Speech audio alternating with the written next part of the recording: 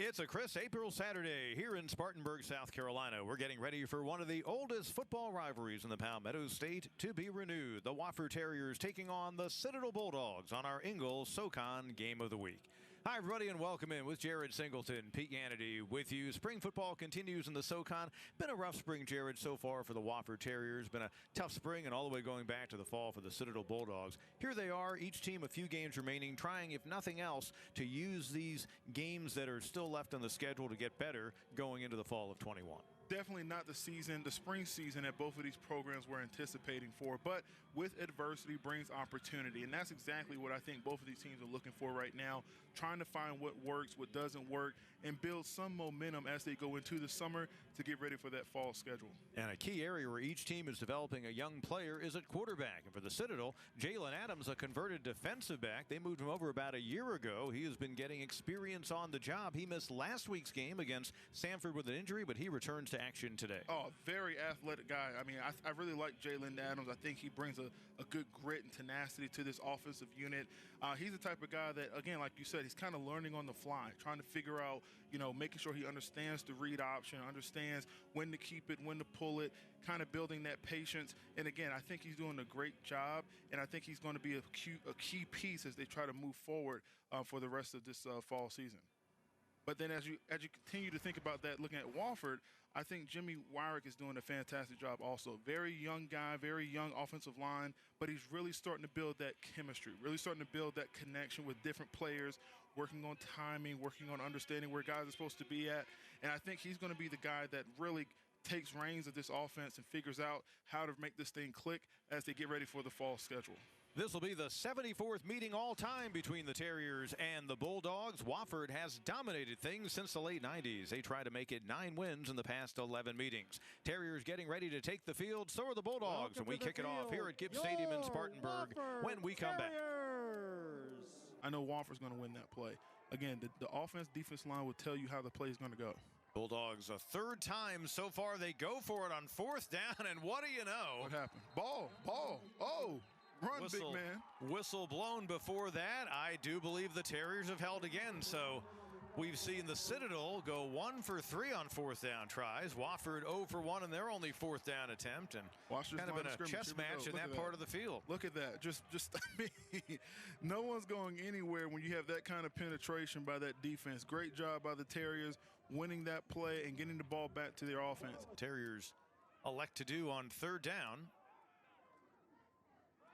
There it is. And a handoff and an opening and lots of room to run for Mulligan inside Citadel territory all the way down to the 36-yard line. But again, great young quarterback and a great guy that understands his position. There he is. Play action, 4th down, man in stride, touchdown. The tight end, Garrison Moore, another of the seniors stepping up on his senior day. His first touchdown of the spring, his 5th catch of the season, and the Terriers strike first. I like the aggressive play call. I like the fact that everyone's thinking run, and again, Jimmy just sits there, sees the wide open man, makes a great throw, and a great job of getting a touchdown. Fantastic job. So we've talked about adversity for both of these teams, and the Citadel, as their head coach Brent Thompson said, they've just seen everything kind of fall apart at the same time. They were down to 71 players in a roster. You're allowed 63 scholarships. You add another 20 walk-ons roughly, depending on the program, so they're way down there. Traveling fewer than 60 players, that's a low number, and at various times they've been playing many walk-ons, guys who eventually will earn scholarships. They had an issue at the campus bookstore, which led to a number of players violating NCAA rules. So for several games, they had to suspend 5 players at a time. Today, we're told they're going to have 3 players suspended due to that situation. And of course, among other things, they had players after the fall, as you would expect, graduate and move on to jobs and careers. One of them was their quarterback, Brandon Rainey, so they had to overcome that as well. And that's why Adams, who played the bulk of the second half of the Army game, their final fall game, has inherited the quarterback job a little bit earlier probably than they would have liked. Second time in the game, the Bulldogs will try to run it back, and Cooper Wallace this time out close to the 20-yard line, hit hard, and back to work goes the Citadel offensively. Has a touchdown throwing and rushing this year, but on 3rd down, Citadel again up to the task. But that just comes with time, comes with reps. That comes with just understanding the offense. Walker Gliarmis, the field goal try, has the distance, and it's good.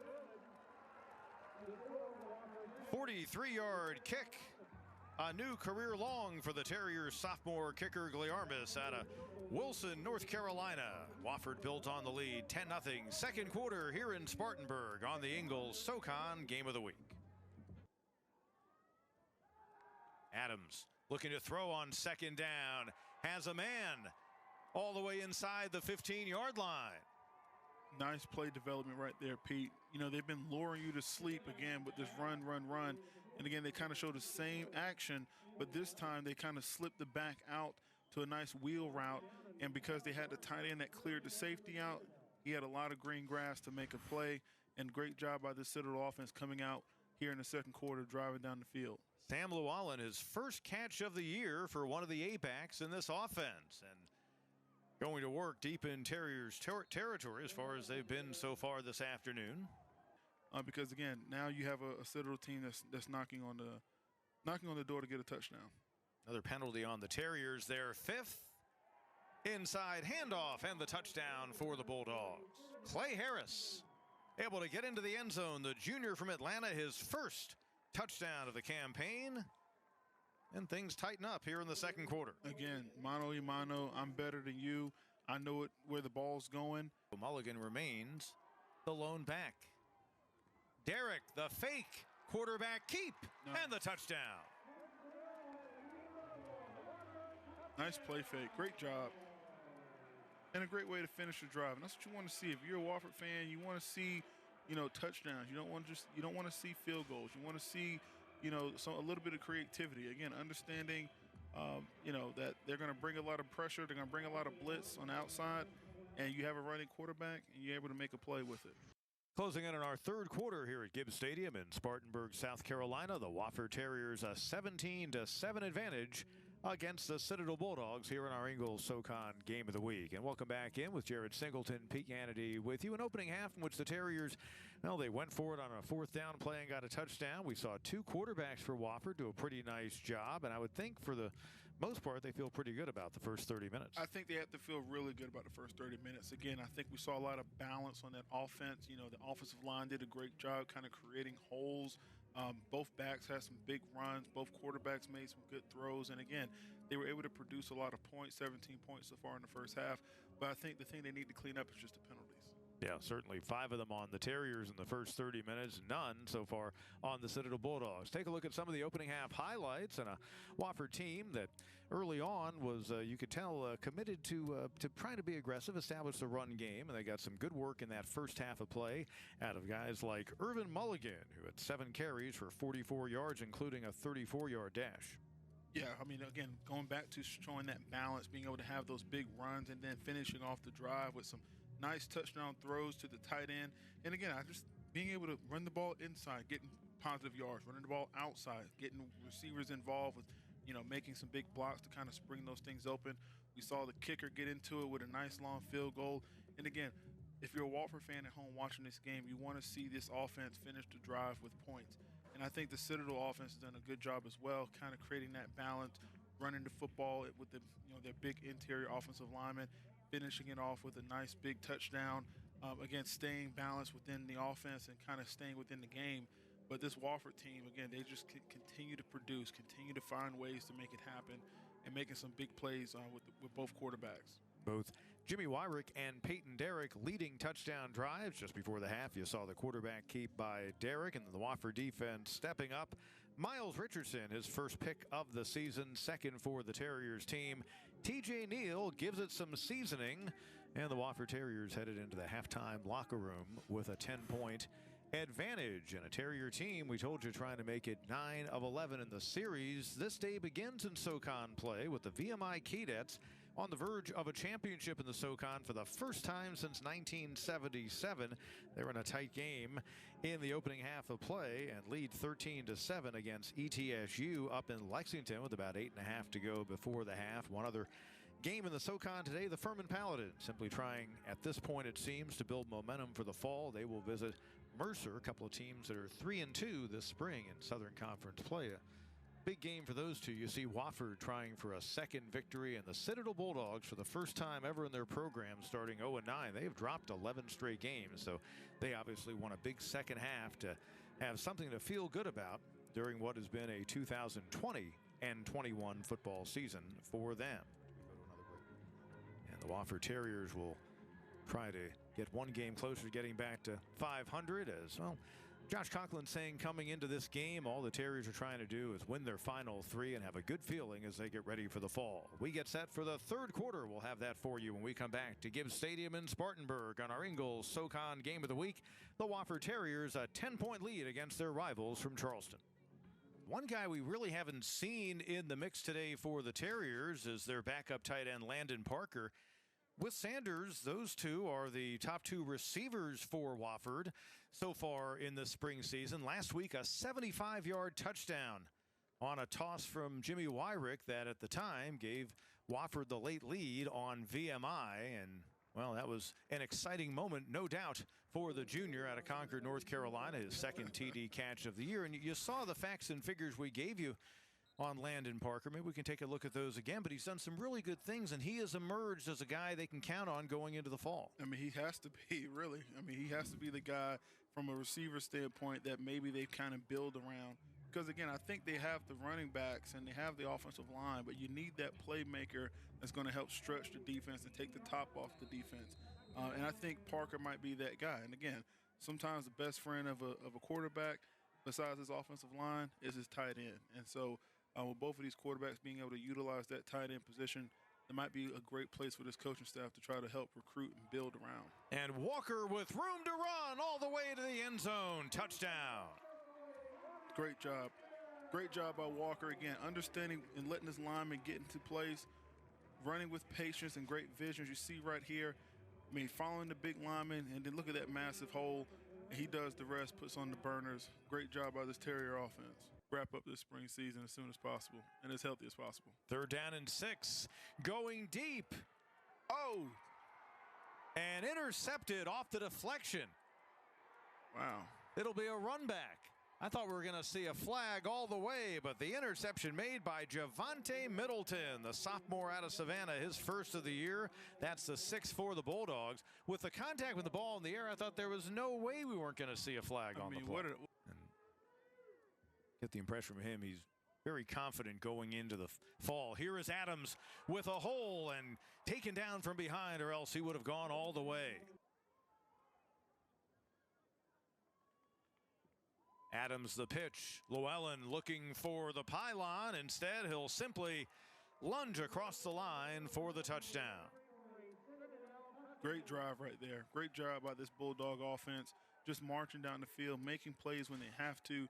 See right here, watch Big 71 get out there to left tackle, pulling, and again, just letting his guys, develop, letting the play develop, and letting his linemen get to where they need to be. And then he does a good job sticking his head down and getting into the end zone. Great job by this Citadel team. And he's rushed for 29 yards. Played at Science Hill High, which once had a quarterback named Steve Spurrier. And again, a quick header to the B-back, and big yards for Clay Harris. That time he hangs on to the back end of the run inside the 25 of the Terriers. And again, putting this Citadel team in position to try to cut back into this 10-point hole, which nice pass over the middle. Cole Owens on the receiving end, and just like that, Bulldogs an extra point away from making this a 3-point game. 2 touchdowns by the Citadel Bulldogs have made it interesting. High snap, Mulligan breaks away, gets the first down, and Irvin Mulligan driving several on that Citadel defense along for the ride on an 11-yard carry. Man, he's like an Uber driver, just giving everybody rides on that play, Pete, right up the gut. I mean, and asking them where they're from. Who needs a ride? You need a ride? Come on. Let's car sharing, whatever. I don't know. I don't Uber. But the thing is right there, you just love to see that fight. You love to see that tenacity. You love to see guys just, offensive linemen coming off the ball. Running plays in the game for the Terriers. This time Mulligan pushing closer to a 100-yard day, but a fumble. And let's see, are we going to have a second turnover of the half against the Terriers? We do. Terriers led by 10 at the half. Harris hard running as he spins ahead and gets just inside the 35. Coming up on 30 seconds to go, another third down. Bulldogs try to convert, and they do, and a touchdown. Clay Harris, his second TD of the game, and the Citadel Bulldogs have their first lead of the afternoon with 26 seconds remaining. And they did it right up the gut. Again, see the line of scrimmage getting sealed off by those guards, and that center just kind of double teaming down on the nose. And again, he does a great job of seeing it, letting it develop, and then he does the rest. Fantastic job by the Citadel team of fighting back down 10 to now take the lead. Citadel Bulldogs were down 24-7 in the third quarter. What a rally by them. No timeouts left for Wofford. Derrick in traffic. He'll be sacked. That might do it. I think it will. And the Citadel Bulldogs, the sack registered, will settle this game. A come-from-behind victory for their first triumph. 28-24. Bulldogs end an 11-game losing streak. They get their first win in this, their 10th game going back to the fall in thrilling come-from-behind fashion.